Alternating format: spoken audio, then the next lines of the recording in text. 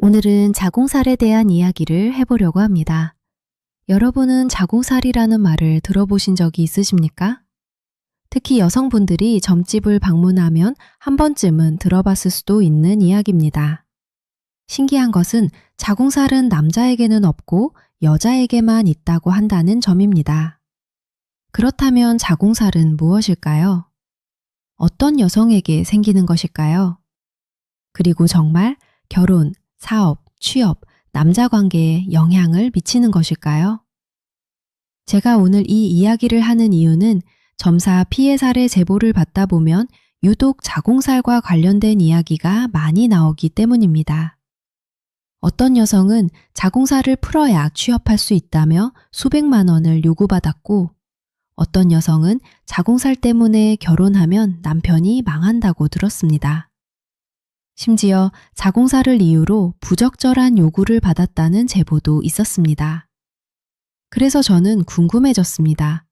도대체 자궁살은 무엇일까? 저는 오랫동안 무속을 연구하면서 많은 무당들과 대화를 나누었습니다. 그리고 자궁살에 대해 질문을 했습니다. 있다고 하는 무당도 있었고 없다고 하는 무당도 있었습니다. 그럼 저는 다시 질문합니다. 어떤 여성이 자궁살을 가지게 됩니까?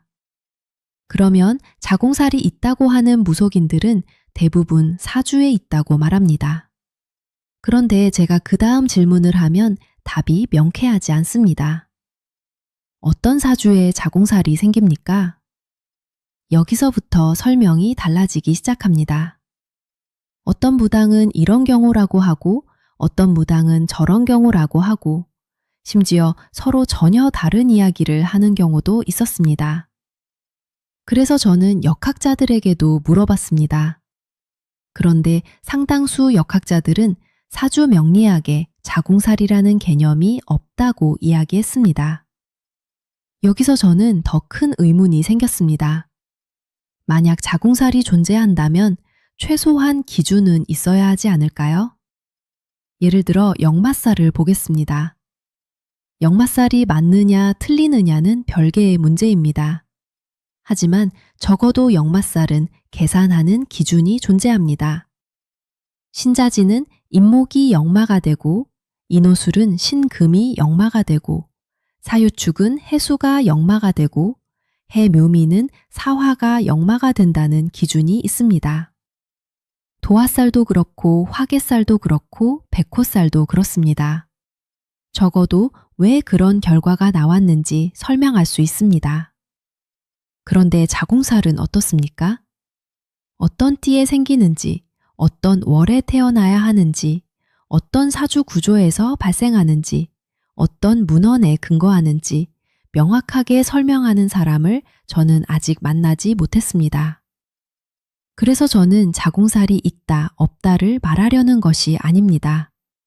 제가 묻고 싶은 것은 단 하나입니다. 자궁살은 정확히 무엇입니까? 그리고 어떤 기준으로 판단합니까? 만약 자궁살이 실제로 존재하는 개념이라면 누구나 같은 사주를 보고 같은 결론을 내릴 수 있어야 합니다.